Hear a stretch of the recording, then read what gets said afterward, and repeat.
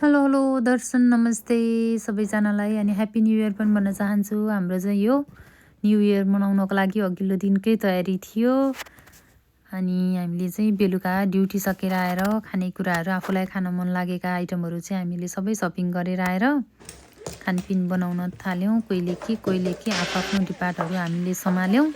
Hello hello त्रगोले तयारी भइरहेछ है। अब त्यो एकछिनपछि टक्क बनाउँछौँ हामी। भिज्दैछ आलु र मटर पाकिसकेको छ। यता चना यता खाली अचारको आइटम उता पर। मैले पनि मेरो डिपार्ट सम्हाल्दै थिएँ। म चाहिँ फिनिसिङ गर्ने काममा थिएँ। अचार पनि म यहाँनिर अचार अब सबै काटकुट भइसकेपछि अचार झान्ने मल्ने चाहिँ मेरो डिपार्ट। मैले चाहिँ अचार मजाले सबै सामानहरू राखेर तेल तताएर मेथी पड्काएर पिसार हालेर झर्र झाने अनि हामी हेर्दै खाउँ लाग्दो अचार बन्यो। सबैजनाले चाखे एकदमै मिठो भएको थियो अनि अचार बनायो। अनि त्यसपछि भोक लाग्यो। त्यसपछि फेरि हामी खाना खान लाग्यौँ। एकछिन खानापिना गऱ्यौँ। यहाँनिर तयारी पार्टी हो यो चाहिँ। तयारी गर्दै खाना खाँदै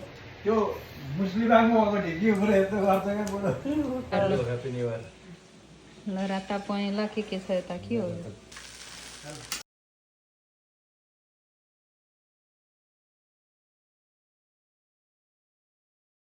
गाई सेलरोटी खतरा बनायो नि नानीले भनेको। उता लगिसक्दाखेरि अर्को उताको फर्काउ त। सबै रेडी गरेर राखेर अनि म रेस्ट गरेँ। ल हाम्रो न्यू इयरको चाहिँ अब यहाँनिर आउटिङ हाम्रो ड्राई पिकनिक अब सुरु हुँदैछ। पोखरा फेवातालतिर छौँ हामी। यो कोरियाको फेवाताल है। टक्क नानीहरू चटक्क परेर राम्री भएर आछन्। अझै आउनै बाँक्दै हुनुहुन्छ। अझै आउन बाँकी नै हुनुहुन्छ कोही साथीहरू। भाइहरू उताबाट सामान ल्याउँदैछन्। अब हामी यहाँ टकटुक बनाउने खाने नाचगान गर्ने रमाइलो गर्ने। ल सम्भव हुने साथीहरू आउनु होला। सम्भव त बिचरा अब टाढा टाढा हुनुहुन्छ कहाँबाट आउने होइन। हामी अब यसो आज छुट्टीको दिन रमाइलो गरौँ भनेर साथीभाइ जम्मा भएर यहाँनिर चाहिँ अब खानपिन गर्ने। सामान ल्याएपछि टकटुक हामी म्युजिक बजाएर अनि चिया बसाल्न थाल्यौँ। अब म्युजिक बजाएको चाहिँ कपिराइट लाग्छ। त्यो हुनाले मैले यहाँ फेरि आफ्नै भोइस राखेँ।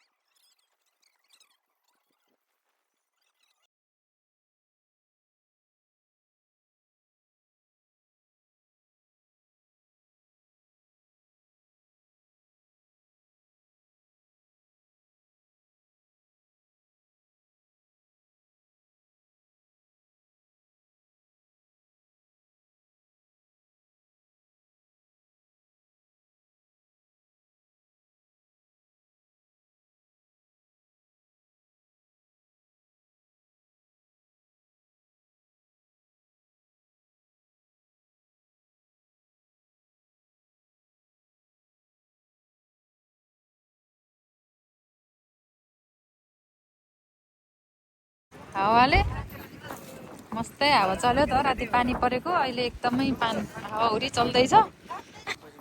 सबजना यतातिर फोटो सेसनमा टिकटकतिर कोही त्यता हेर्न।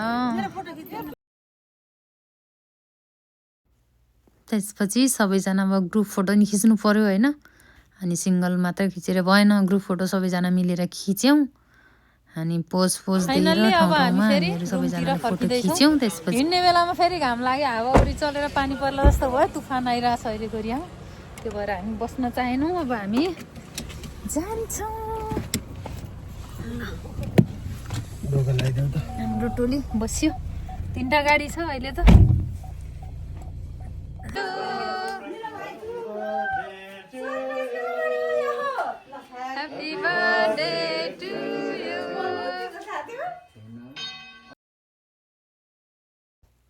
बहिनीको बर्थडे चाहिँ अस्ति थियो अनि हामीले चाहिँ बेलुका खानापिना बनाउँदा पनि हामीले खासै उ गरेनौँ, न्यु इयर सेलिब्रेट गर्दा नै सरप्राइज गर्ने भनेर।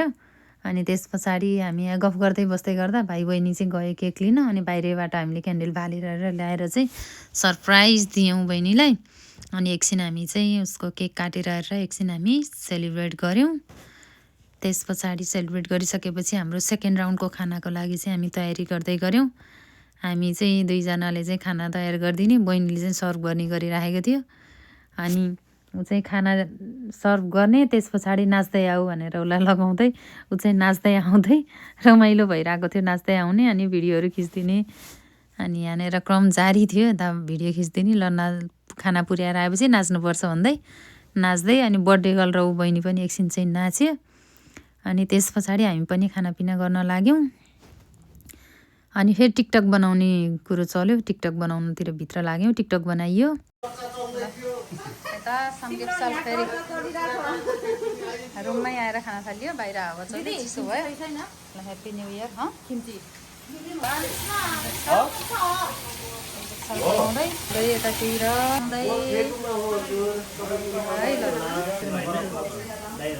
लु लु लु लु खामै खाम बल गरौँ हुनुहुन्छ, केही छैन, सबै सामानहरू हाल भनेर दिने म हो, केही फरक पर्दैन। हो चटपटी स्पेसल, अब चटपट र साङ्गेप सालको यसपटकको हाम्रो चाहिँ तेस्रो पटकको लट हो यो चाहिँ। मजाले त्यो Nepali happy birthday, happy new year, happy birthday, happy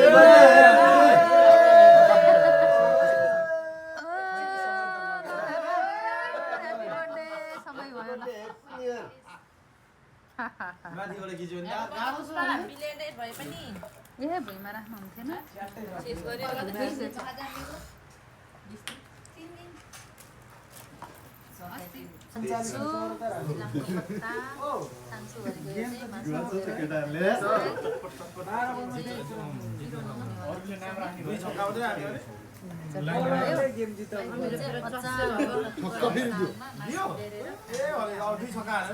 भाइहरू चाहिँ क्रिकेटको कुराकानी गर्दै थिए, हामी चाहिँ गफगाफ गर्दै मजाले खानापिना गरेर चाहिँ छुट्यौँ। न्यु इयरलाई चाहिँ हामीले यसरी नै स्वागत गऱ्यौँ। मेरो भिडियोलाई सबैजनाले लाइक कमेन्ट गरिदिनु होला, अनि सब्सक्राइब गर्नुभएको छैन भने सब्सक्राइब गरेर सहयोग गरिदिनु होला। Thank you for watching.